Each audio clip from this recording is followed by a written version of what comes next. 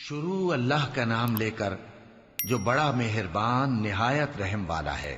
بکھیرنے والی ہواؤں کی قسم جو اڑا کر بکھیر دیتی ہیں، پھر پانی کا بوجھ اٹھاتی ہیں، پھر آہستہ آہستہ چلتی ہیں، پھر اس چیز کو یعنی بارش کو تقسیم کرتی ہیں کہ جو وعدہ تم سے کیا جاتا ہے وہ یقیناً سچا ہے، اور انصاف کا دن ضرور واقع ہوگا۔ اور آسمان کی قسم جس میں کئی رستے ہیں کہ اے اہل مکہ تم ایک اختلاف والی بات میں پڑے ہوئے ہو، اس سے یعنی عقیدہ آخرت سے وہی پھرتا ہے جو اللہ کی طرف سے پھیرا جائے۔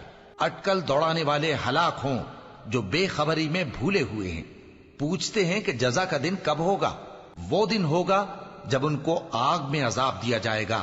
اب اپنی شرارت کا مزہ چکھو، یہ وہی ہے جس کے لیے تم جلدی مچایا کرتے تھے۔